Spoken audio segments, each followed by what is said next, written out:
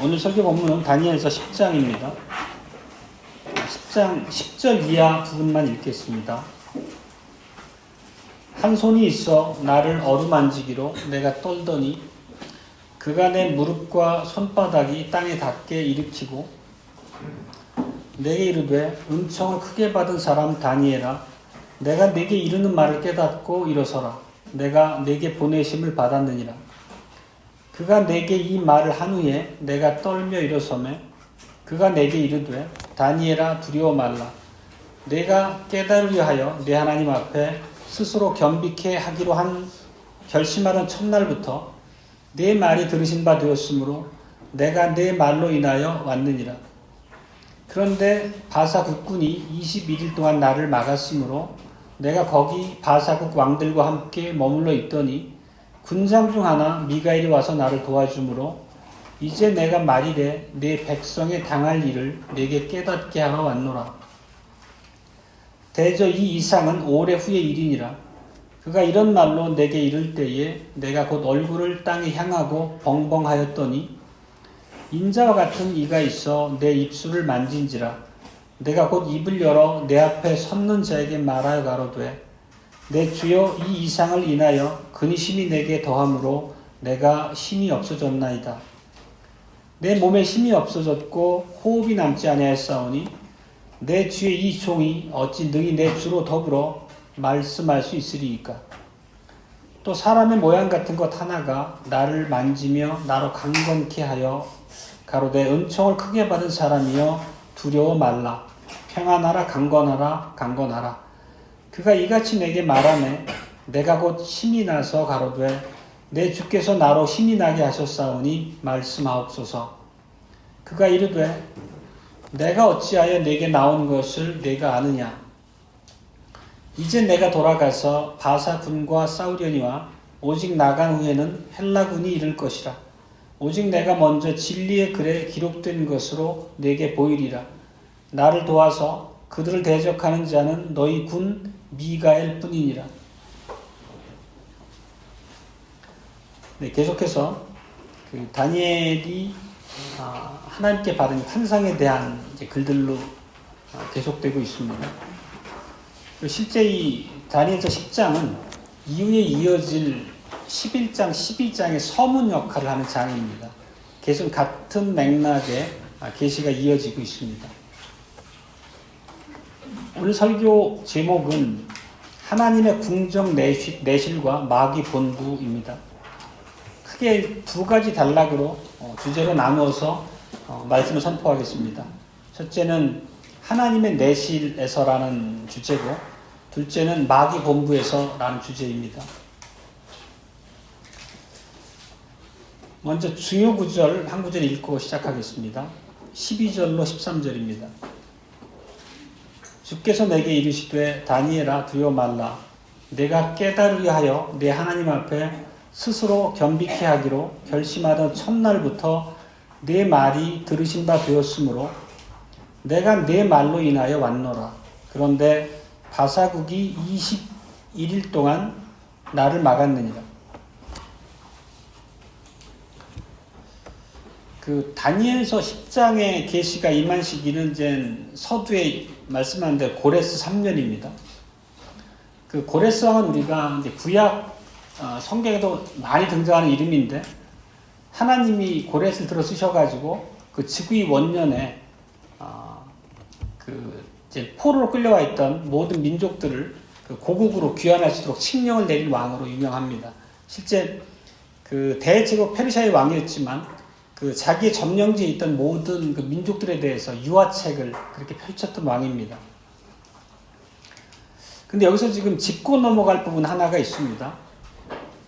지금이 고레스 3년이면 포로의 1차 귀환이 있고 난 다음인데 현재 다니엘이 있는 위치가 바사 궁정입니다. 조금 이상해 보이기도 합니다. 왜냐하면 다니엘은 예루살렘 성의 회복, 성전의 재건을 위해서 참으로 애타게 기도했던 사람인데 막상 당사자는 포로 귀환 행렬에 동행하지 않고 바사 궁정에 남아있기 때문입니다. 그렇지만 우리가 지금까지 봤던 그 다니엘의 믿음이나 기도의 내용을 보면 이 사람이 예루살렘을 향한 본인의 관심이 식었거나 아니면 믿음의 변절로 인한 그런 불신앙의 결과라고 볼 수는 없을 것입니다.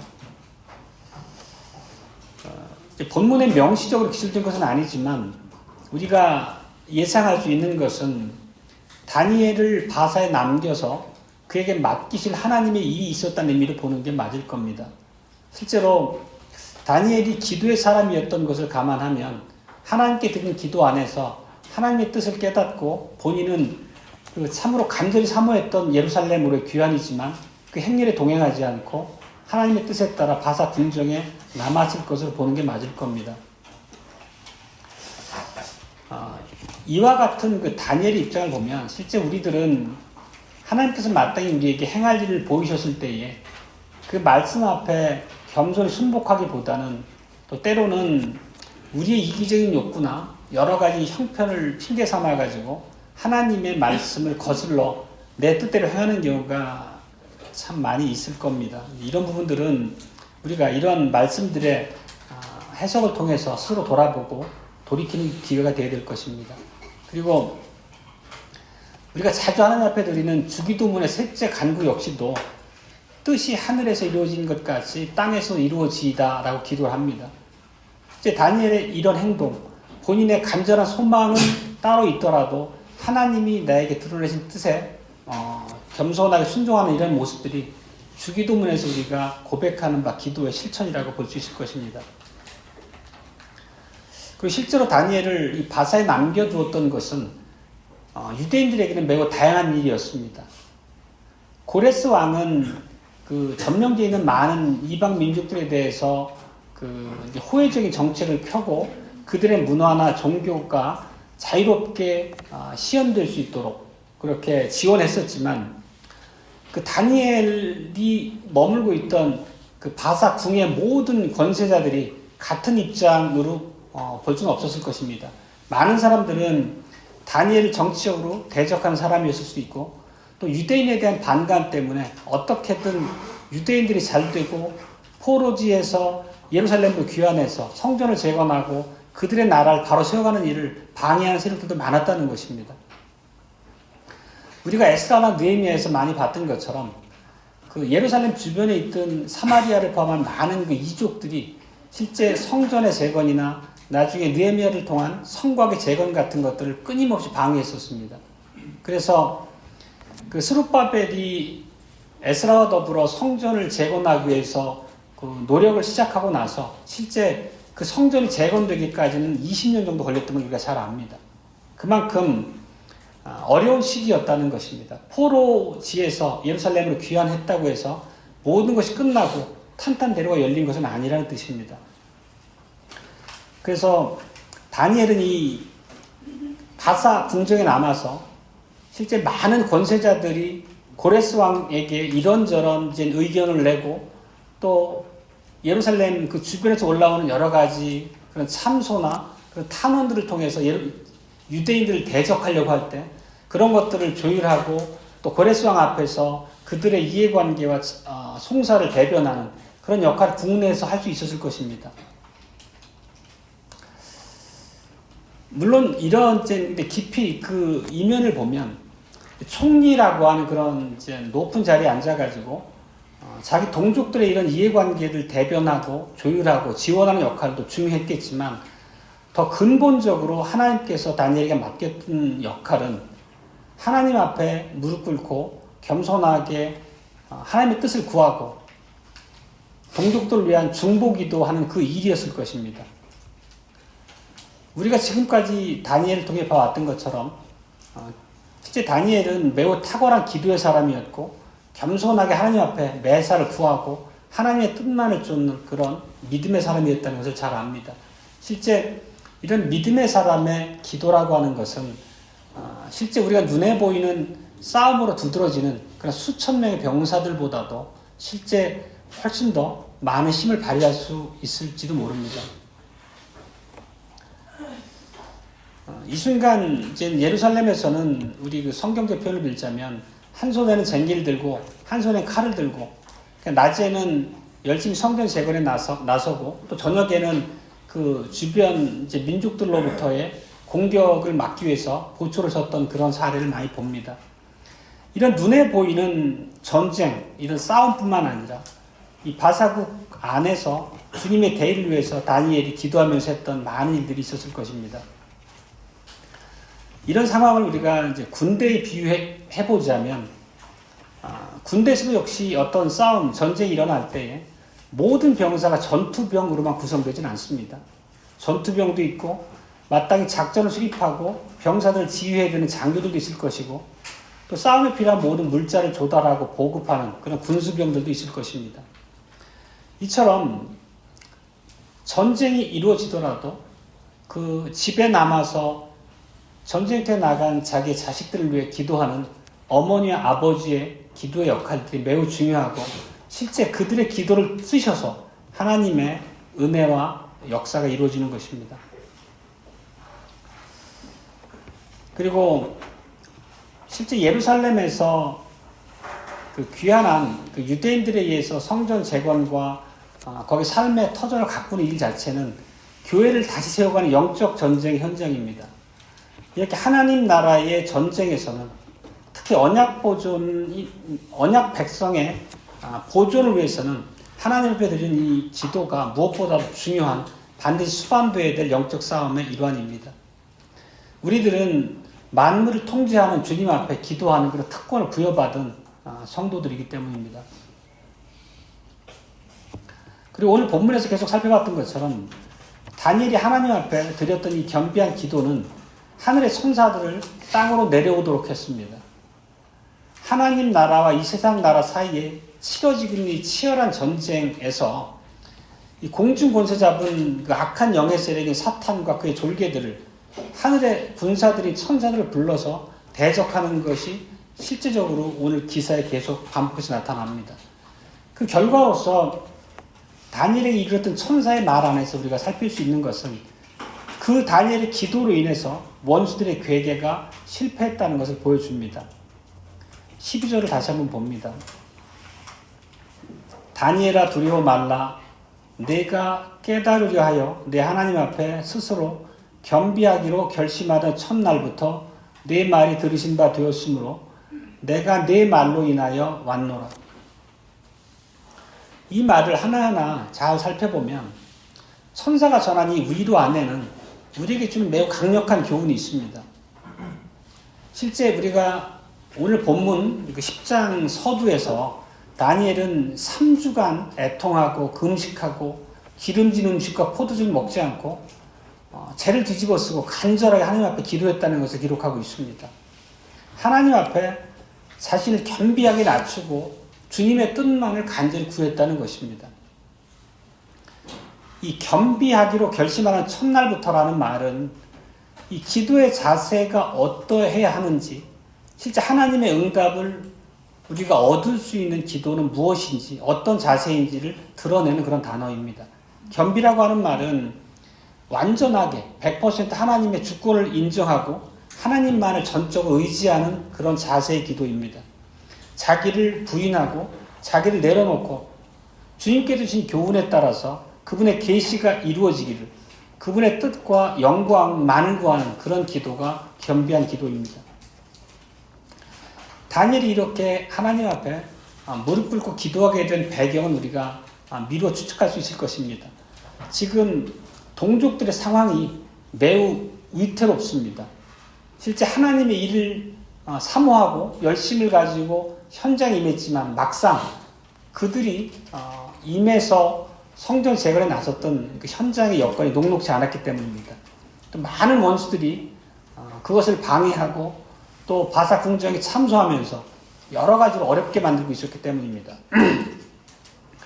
실제 성전 재건은 지지부진하고 또 백성들은 삶에 허덕이면서 아무것도 진전되는 바가 없는 것 같은 그런 위태로운 상황이었습니다. 그래서 이런 상황 가운데서 다니엘은 동족들을 위해서 하나님 앞에 중보기도하는 것입니다. 그리고 이런 상황 가운데서 하나님의 뜻이 무엇인지 깨닫기를 간절히 원했다는 것입니다. 이 말은 지금까지 본인의 경험적으로도 알 수 있었듯이 하나님 앞에 무릎 꿇고 그분의 뜻이 이루어지기를 기도한 그 기도의 내용이 실제 언약 백성으로서 발휘할 수 있는 가장 큰 능력이고 힘이라는 것을 다니엘이 잘 알았다는 뜻입니다. 그리고 본인이 총리라고 하는 높은 지위에서 이러저러한 정치적인 해법도 이제 강구하고 또 예루살렘에 있거나 아직 수많은 이제 본인의 동족들이 그냥 바사나 그 인근 포로지에 남아 있었으니까 그런 자들을 위한 본인의 성사를 지원하는 역할들이 그들 대변하는 역할들이 있었지만 그것이 궁극적으로 문제 해결의 방법이 아니라는 것을 다니엘이 깊이 깨달았다는 뜻입니다. 그렇기 때문에 하나님 앞에 겸비하게 무릎을 꿇었던 것입니다. 그리고 다니엘은 쉬지 않고 기도했고 쉬지 않고 하늘 궁정의 문을 두드렸습니다. 오늘 본문의 표현을 빌자면 22일 동안 통곡하고 금식하면서 기도했다고 했습니다.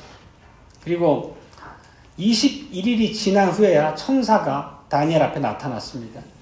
그때 다니엘은 일행과 함께 십대겔 강가에 있었다고 했습니다. 십대겔 강은 창세기 2장에도 나오는 강인데 티그리스 강을 가리킵니다. 티그리스 강과 그 유프라테스 강이라고 하는 것은 그 메소포타미아 지역에 있는 큰 두 강을 가리킵니다. 도착한 천사가 직접 말한 내용이 12절입니다. 다시 한번 12절 봅니다.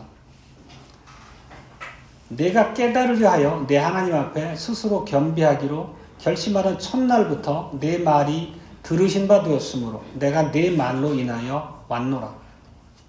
내가 내 말로 인하여 왔노라. 이것은 천사라는 영적인 존재를 다니엘이 기도한 내용을 이루기 위해서 하늘로부터 불러내린 것이 다니엘의 기도였다는 것입니다. 실제 우리가 신약에서 베드로가 감옥에 갇혔을 때 예루살렘 교회가 합심해서 베드로의 석방을 위해서 기도했을 때도 똑같이 천사가 나타나서 베드로를 석방했던 기사를 우리가 기억합니다. 이런 것도 환상이 아닙니다. 이렇게도 기도의 능력은 너무 강력해서 하늘의 천사를 땅으로 소환할 수 있는 힘이 있는 하나님 주신 은혜 수단입니다. 그리고 오늘 또 본문 13절을 보면 그 다니엘에게 말을 건넸던 그 익명의 천사 이외에도 미가엘이 이 영적 존재에 가담했다는 것을 말하고 있습니다. 미가엘은 우리가 요한계시록에서도 볼 수 있는 천사의 이름입니다. 천사장입니다. 그리고 실제 계시록에 보면 용과의 큰 싸움에서 나섰던 하나님의 군장이기도 합니다. 이렇게 하늘의 권세들이 다니엘이 하나님께 드렸던 기도에 대한 응답을 위해서 동원되고 있는 것입니다. 그런데 이 이야기들을 보면 우리가 좀 의구심을 가질 만한 약간은 좀 신비한 요소들이 있습니다. 하늘의 군대인 이 천사들이 다니엘과 하나님의 언약 백성을 도우러 내려왔습니다.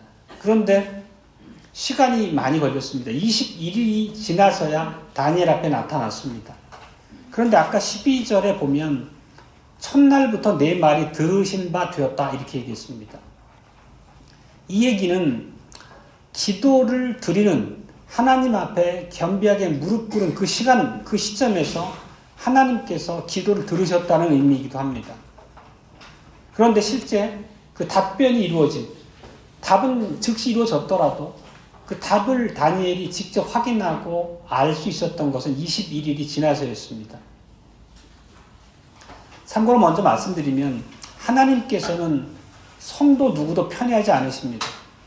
우리가 야고보서에 보면 이런 말씀이 있습니다. 엘리야도 우리와 성정이 같은 사람이되 엘리야가 간절히 기도하며 3년 반 동안 비가 멈춰섰습니다. 그러면서 거기에 핵심적으로 엘리야도 우리와 성정이 같은 사람이라고 했습니다. 이 말씀은 다니엘이나 엘리야나 대단한 믿음의 선진들이긴 하지만 그들은 성정 자체가 연약한 우리와 동일한 인간이라는 뜻입니다. 그 말씀은 우리에게도 하나님의 은혜와 뜻을 우리 앞에 이루어 목도할 수 있는 것은 기도라는 수단을 통해서라는 것을, 또 하나님 결코 성도인 언약 백성 우리의 기도를 간과하지 않으신다는 것을 교훈하고 있는 현장이기도 합니다. 다시 아까 그 질문으로 돌아와서 천사의 말을 보면 다니엘의 기도가 첫날에 하나님 귀에 들려졌다고 했습니다. 그런데 다니엘의 기도는 3주가 지나서 다니엘 앞에 그 결과로서 드러났습니다. 이 얘기는 우리가 하나님의 궁정에서 그동안 어떤 사실이 있었는지 유의해서 봐야 하는 것을 요구합니다. 3주 동안 다니엘은 자기 기도가 아무런 반응이 없는 것처럼 보였습니다. 그래서 21일, 3주 내내 다니엘은 베옷을 입고 재를 뒤집어 쓰고 금식하며 열심히 간절하게 기도했습니다. 아마도 이 3주 동안 다니엘의 기도를 막기 위해서 마귀는 본인이 동원할 수 있는 온갖 짓을 다 했을 것입니다. 다니엘이 기도를 드리지만 그 기도에 확신을 갖지 못하도록, 기도를 드리지만 계속해서 그 불안감, 절망감, 안타까움을 떨지 못하도록 미혹했을 것입니다. 온갖 시험거리로 기도가 멈추기를 바라고 다니엘을 흔들었을 것입니다. 만약에 다니엘이 참 신자가 아니었다면, 하나님 앞에 드리는 기도의 힘을 깊이 신뢰하는 그런 신자가 아니었다면, 하나님은 계시지 않은가 보다, 내 기도는 아무런 하나님 앞에 효과가 없는 모양이구나, 이런 절망 가운데 기도를 멈췄을지도 모릅니다. 그렇지만 다니엘의 기도는 공허한 것이 아니었다는 것, 다니엘이 끈기 있게 하나님 앞에 겸비한 자세로 구했던 기도는 결코 공허한 것이 아니었다는 것은 결과로서 우리가 확인할 수 있습니다. 이것은 우리에게도 동일한 것을 요구합니다. 우리들도 하나님 앞에 무릎 꿇고 기도를 드릴 때 우리의 기도의 응답이 우리 앞에 나타나지 않을 때 우리는 현실 문제 쩔쩔매서 기도의 자리에서 물러날 때가 한두 번이 아닙니다. 기도는 어떻게 하나님께 상달되는지를 오늘 이런 본문을 통해서 우리가 잘 배울 수 있습니다. 그리고 이런 이제 다니엘의 기도, 그리고 그 응답되는 21일이라는 그런 오늘 본문의 그런 모습 안에서 하나님께서는 우리 기도에 응답하시기 전에 얼마간 기다리게 하실 수도 있다는 것을 우리가 또 잘 참고하고 배워야 됩니다. 어찌 보면 21일은 길다면 길지만 짧다면 짧은 시간일 수도 있습니다. 21일이 아니라 21년을 기다리게 하실 수도 있고, 또 하나님의 뜻 안에서 우리 눈에 보여주는 기도 응답을 보여주지 않으실 수도 있습니다.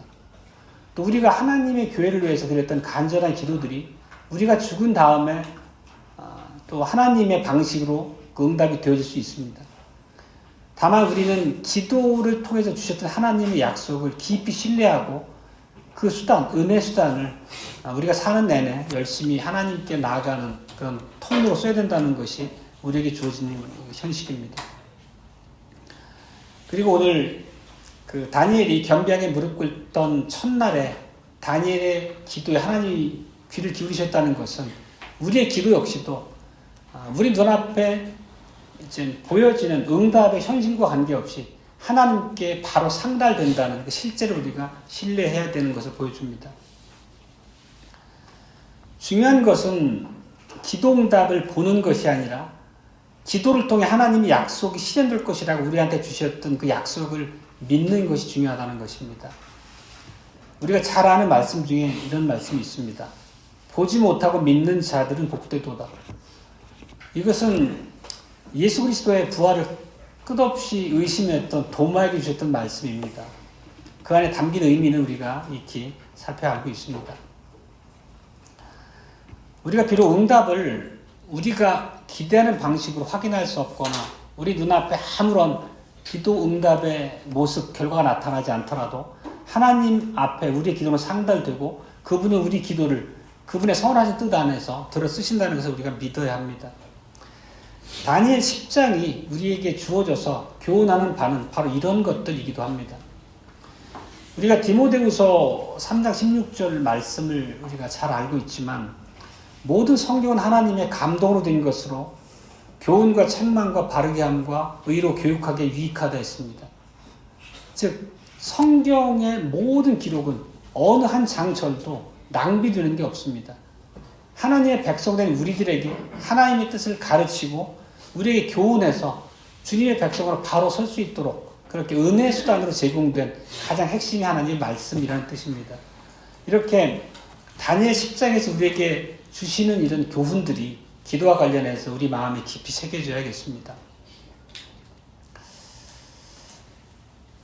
그리고 이 이제 경이로운 천사, 지금 이 다니엘과 대화에 대한 천사의 말을 한번 조금 더 깊이 살펴보겠습니다. 그 천사는 다니엘의 기도가 시작되는 그 첫날에 땅으로 내려가라는 하나님의 명령을 받았습니다. 이렇게 얘기했습니다. 12절에 보면 내 말로 인하여 왔노라. 그런데 이어서 13절을 보면 바사국 왕, 여기서 바사국 왕은 바사국 군이라고 하는 이제 악한 영의 존재를 얘기합니다. 실제 인간 왕을 얘기하는 게 아닙니다. 바사국 군이 21일 동안 나를 막았으므로라고 합니다. 이것은 본인이 다니엘의 기도와 동시에 하나님의 파송을 받아 지상으로 출발했지만 바로 도착하지 못했던 그 이유에 대한 해명처럼 우리에게 들립니다. 지금 방금 말씀드렸던 그 바사국 군이 누구였는지는 나중에 이후 이제 우리가 11장 이후에 계속 나오기 때문에 그때 조금 더 자세하게 살펴볼 수 있을 것입니다. 지금으로서는 사단의 부하, 사단의 졸개 정도 이해하면 됩니다. 영어로는 The Prince of Persia, 그러니까 프린스라는 표현을 써가지고 성경에 보면은 그 이제 사단의 수많은 그런 졸개들, 귀신들, 마귀들을 프린스라는 그런 단어로 쓰는데 그런 의미입니다. 실제 이 말을 들어보면 다니엘이 기도하고 그 기도의 결과가 아무것도 내 눈앞에 보이지 않는 것처럼 보였던 그 20일이라는 기간이 하나님께서 지상으로 파송하신 그 천사에 의해서 매우 유용하게 쓰여지고 있었다는 것입니다. 즉 이 천사들이 공중 분쇄 잡은 자인 마귀들과 치열하게 전쟁을 벌이는 그 시간이었다는 뜻입니다. 비록 우리 눈에서는 보이지 않지만 빛의 천사와 이 어둠의 영들 간에 영적 전쟁이 치열하게 계속되고 있었다는 뜻입니다. 그리고 이 영적 전쟁을 통해서 치러지고 있던 전쟁의 목적은 뭐냐면 다니엘이 하나님 앞에 간구했던 그 기도의 내용에 응답이 이루어지는 과정이었다는 뜻입니다. 결국은 이 마귀들은 바사 궁정에서 많은 권세자들을 동원해서 그들의 심령, 그들의 악한 본성을 미혹해서 계속 유대인들을 참소하도록, 다니엘을 참소하도록, 그리고 사마리아에서 올라오는 성전 재건 현장을 방해하는 그런 모든 상소들이 받아들여지도록 그렇게 교회를 대적하는 사역들을 했을 것입니다. 이런 악한 영들의 역사에 맞서서 천사가 하는 일은 그들의 마음에 역사하는 악한 영의 그런 영향력을 차단하는 것이 천사가 이 전쟁을 통해서 이루고자 하는 역할이었던 것입니다. 결국은 그 믿음, 그 기도의 결과가 어떤 것인지는 오늘 본문에서 나타난 바입니다.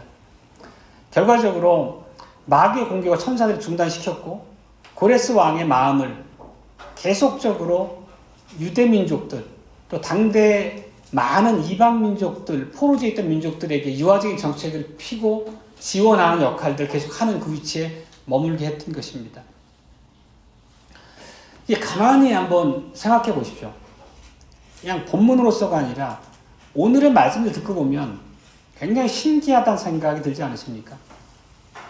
하늘에서 있는 이 영적 전쟁이 우리 눈에는 비록 보이지 않지만 다니엘의 기도가 그 일에 개입되어 있습니다. 다니엘의 기도가 이런 영적 전쟁을 시작하게 만든 것입니다.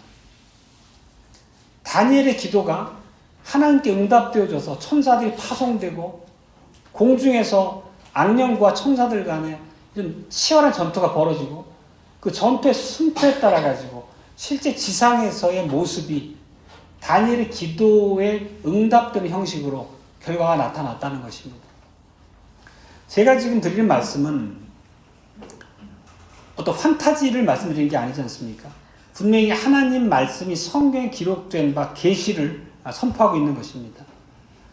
비록 우리 눈에는 보이지 않지만 이런 영적 전쟁의 실제에 대해서 우리가 알기를 원하셨기 때문에 하나님께서 이러한 계시를 우리 앞에 드러내시고 말씀 설교를 통해서 이 의미들을 깊이 우리에게 깨닫도록 이렇게 은혜의 시간을 주시는 것일 것입니다.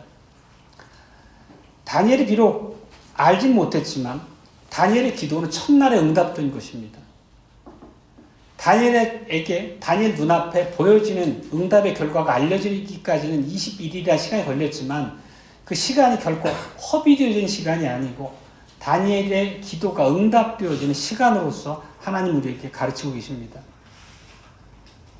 이처럼 앞에 이제 그 표현도 있었지만 이렇게 기도 응답은 눈에 보여지는 것이 아니라 믿는 것입니다. 기도 응답을 우리가 눈으로 보고 우리 손에 쥘 수 없더라도 하나님의 뜻 안에서 우리가 드려지는 기도는 반드시 응답되리라고 하는 교훈을 가르칩니다. 그래서 개혁교회는 간증이 없습니다. 간증은 우리를 교묘하게 속입니다. 간증은 영적 허영이고 실제 또 자기를 드러내는 악한 수단일 뿐인 거지. 이 개혁교회적 개념으로 우리가 드린 기도와 하나님의 응답이라고 하는 게 어떤 것인지를 바르게 하는 입장에서는 그런 게 매우 교묘한 속임이라는 걸 알기 때문에 간증이 없습니다. 우리는 지금까지 그 첫 번째 주제에서 이제 배운 바대로 보이지 않는 것에 대한 우리가 확신을 갖고 하나님의 뜻을 구하는 게 믿음의 실질이라는 것을 다시 한번 기억하게 됩니다. 두 번째 주제는 마귀 본부에서입니다. 첫 번째는 이제 하나님의 궁정 내실에서고 두 번째는 이제 마귀 본부에서입니다. 13절을 보면 이렇게 기록하고 있습니다. 바사국의 왕들이 21일 동안 나를 막았다. 그러니까 이것이 21일간 지체된 이유라고 말씀하고 있습니다.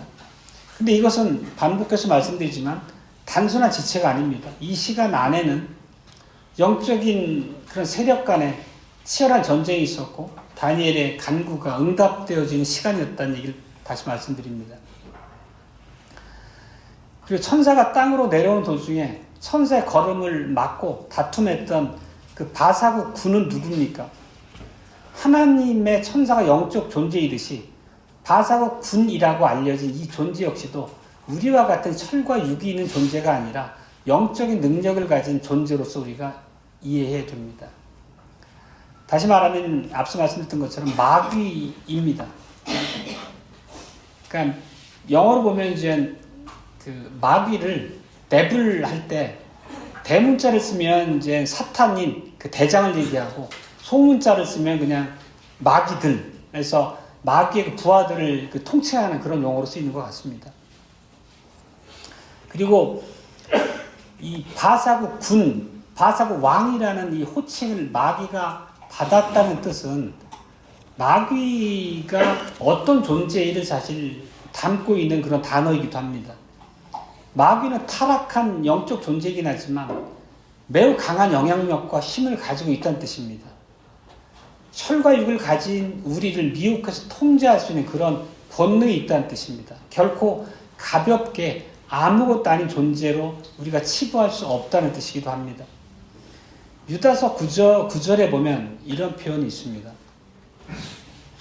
천사장 미가엘이 모세의 시체에 대하여 변론할 때에 감히 회방하는 판결을 쓰지 못하고 다만 말하되 주께서 너를 꾸짖으시기를 원하노라. 천사장인 미가엘조차도 함부로 어쩌지 못할 만큼 영적인 능력이 있는 존재로서 묘사하고 있습니다. 실제 그 바울 서신에 보면 자주 등장하는 것이 정사와 권세라는 표현을 쓰고 있습니다. 정사와 권세라는 것은 실제 이들, 마귀들에 대해서 어떤 권세와 능력이 실제로 있다는 것을 인정하고 쓰는 단어들입니다. 그만큼 하나님의 백성인 우리들에게 그 마귀의 능력, 마귀의 영향력이라고 하는 게 얼마나 강하게 미칠 수 있는지를 우리가 늘 경계하고 하나님이 주신 은혜 수단들을 선용해야 되는 것입니다. 결국 여기서 말한 이제 뭐 바사국 군이든 헬라국 군이든 이런 흑암의 이런 세력들입니다. 20절에 보면 그 이제 다른 그 영적 존재에 대한 얘기도 나옵니다. 헬라 군 얘기도 나옵니다. 한번 읽어보겠습니다. 참고로. 내가 어찌하여 내게 나온 것을 내가 아느냐? 이제 내가 들어가서 바사 군과 싸우려니와 내가 나간 후에는 헬라 군이 이를 것이다. 이 부분은 이제 11장 이후 계속되는 얘기에 많이 또 등장하고 설명되어질 부분입니다. 바사국 이후에 등장하게 되는 그리스 제국, 헬라 제국이 또 교회에 많은 그 핍박을 가했던 그런 세상 제국이기 때문에 그때도 이런 영적 싸움이 치열하게 이어질 것이라는 뜻을 담고 있습니다. 여러분, 지금까지 살펴본 것처럼 흑암의 나라의 총사령관인 이 사탄은 매우 탁월한 전략가입니다. 그리고 사탄의 전쟁의 모든 목적은 교회를 핍박하고 대적하는 것입니다. 사탄이 교회를 대적할 때 결코 설렁설렁하지 않습니다. 우리들의 약점을 매우 잘 알고 그런 우리들의 사소한 부분까지도 이용해서 자기의 뜻을 이루려고 하는 그런 치밀한 존재라는 것을 잘 알아야 됩니다. 또 그리고 사단은 본인 사단이라는 영적 존재 하나뿐만 아니라 그 밑에는 수많은 타락한 천사들인 귀신들, 마귀들이 있습니다.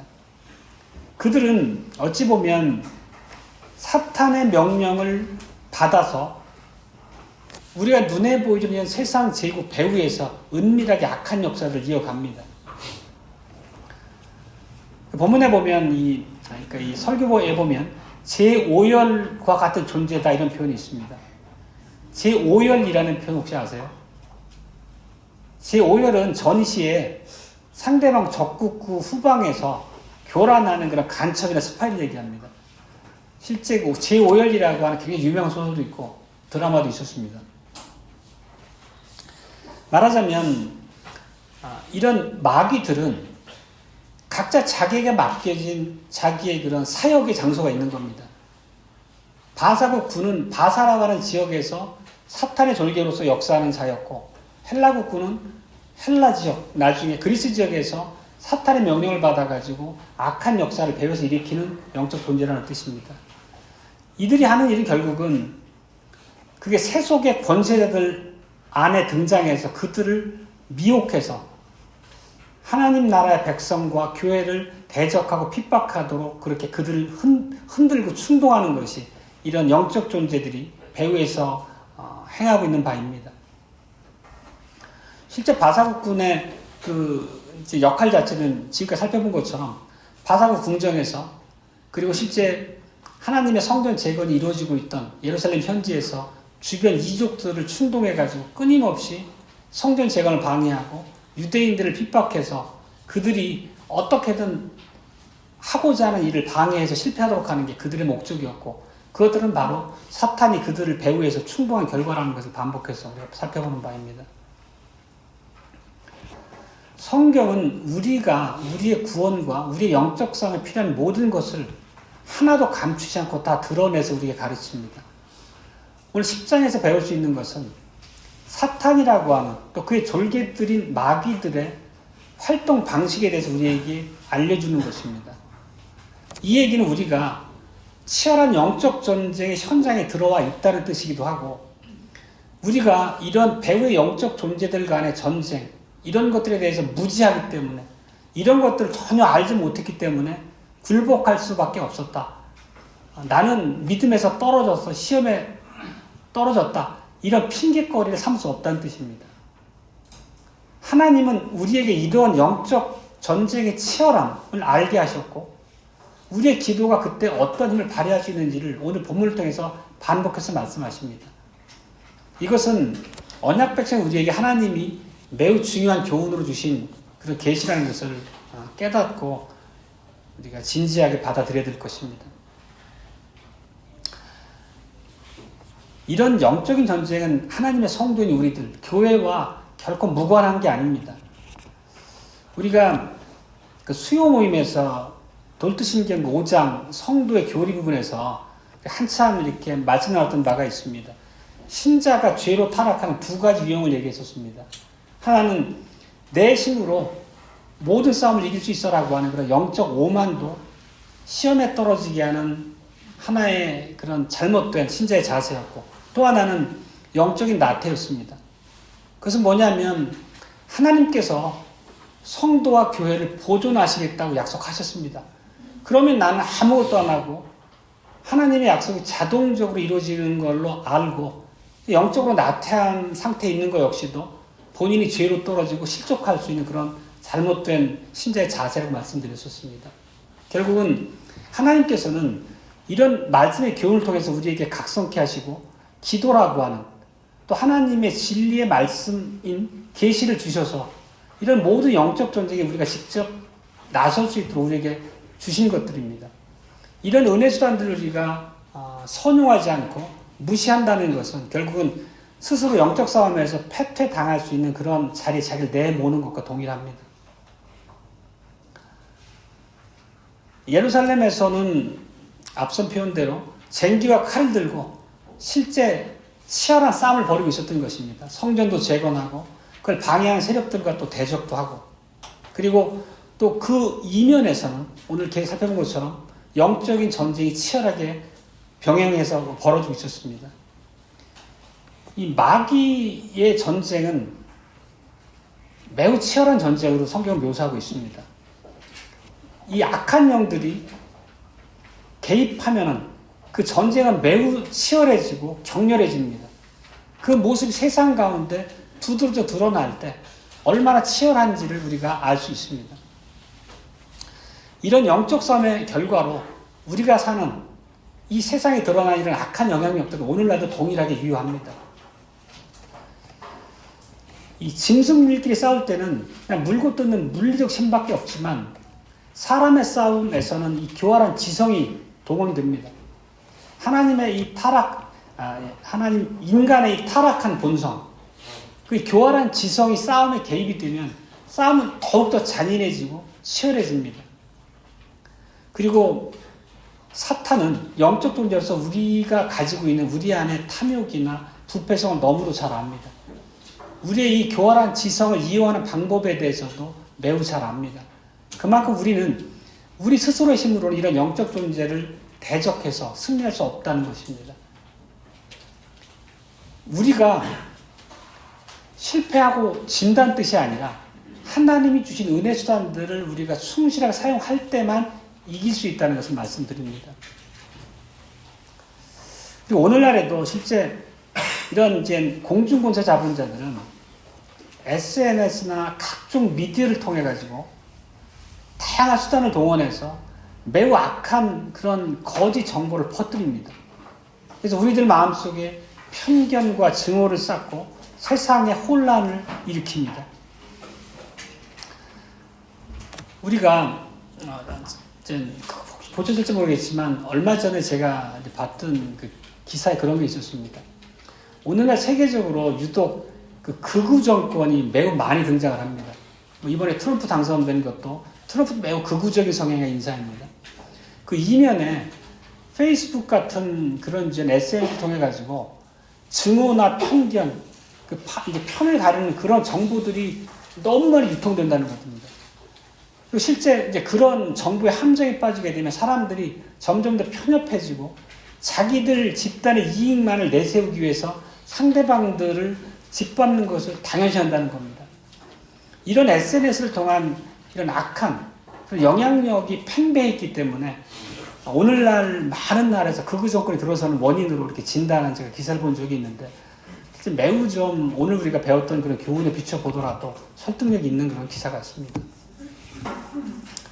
다시 본문으로 보면 그 예루살렘을 대적하는 그 사마리아 많은 그런 사람들의 배후에는 사단적인 세력이 있었다는 것을 우리가 계속 말씀드리고 있는 것이 있습니다.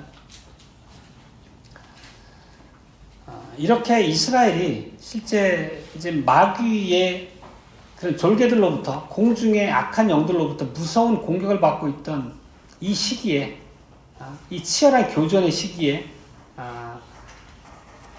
다니엘의 기도가 이 영적 전쟁 현장에 어떻게 참전했는지를 우리가 계속 살폈습니다.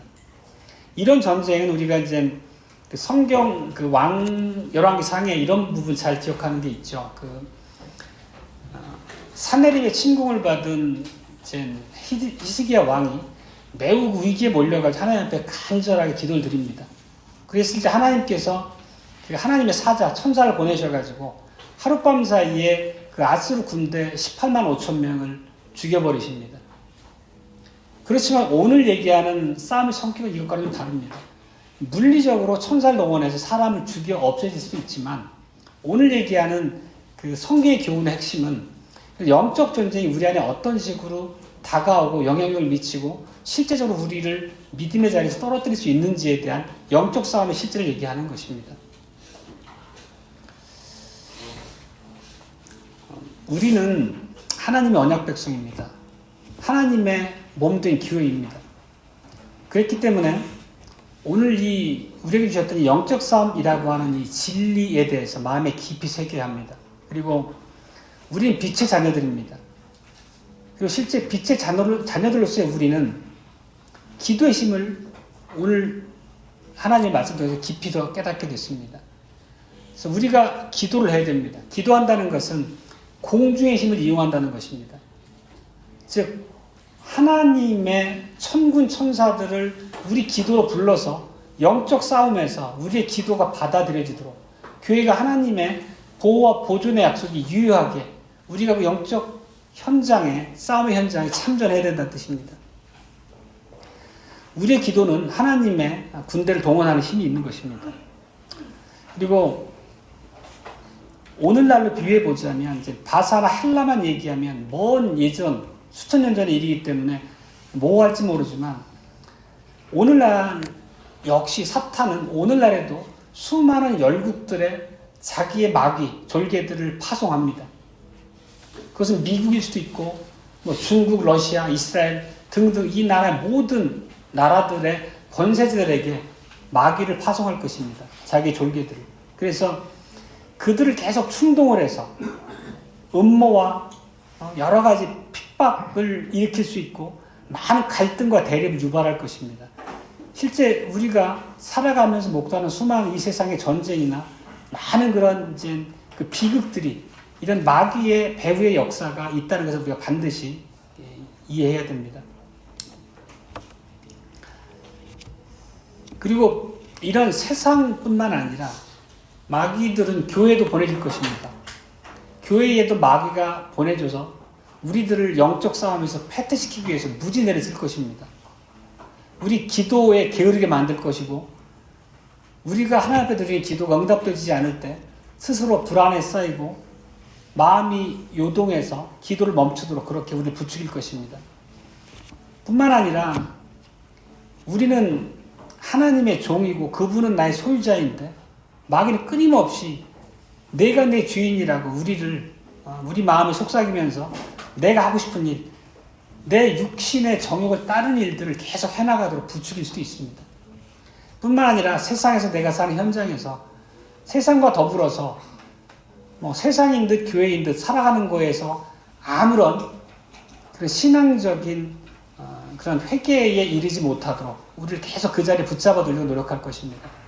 이런 것들이 우리 배후에서 우리를 꼬드기고 미혹하는 그런 악한 영들의 실제 영향력이라고 우리가 인정을 할 때 우리가 하나님 앞에 더욱더 겸비한 자세로 기도할 수 있게 될 것입니다. 우리가 이런 영적인 전쟁에서 굴복당하지 않고 승리할 때까지 끝까지 우리가 하나님의 편에 서 있을 수 있기 위해서는 우리는 이 영적인 세력들을 동원하는 기도를 해야 한다는 얘기가 결국 오늘의 핵심입니다. 궁극적으로 하나님께서 우리 눈에 보이는 육적인 존재와 더불어 하나님의 피조물인 천사들을 통해서 이룬 이 전쟁은 궁극적으로 공중에서 승리가 확정될 것입니다. 세상이 마귀로 인한 공포에 짓눌리기 전에 하나님께서는 우리 주 예수 그리스도께서는 하늘 구름을 타고 이 땅을 심판하기 위해서 재림하시게 될 것입니다. 그리고 예수 그리스도는 만유의 주님이십니다. 그 말씀은 신의 논리로 살아가는 자들이 아니라 온유하고 심령이 가난한 하나님의 백성들이 그분의 은혜 안에서 구원받는다는 뜻입니다. 그것은 그분이 주신 선한 수단들을 우리가 최선을 다해서 이용하고 우리가 사는 동안 하나님의 백성으로 신실하게 믿음을 지킨 자들이 얻게 될 그분의 축복이라는 뜻입니다. 마지막 날에는 천사들의 노래와 모든 구속받은 하나님의 그 백성들의 찬송의 소리 이외에는 공중에서 아무런 소리도 울려 퍼지지 않을 것입니다. 이것이 바로 하나님께서 우리에게 주신 약속입니다. 아멘.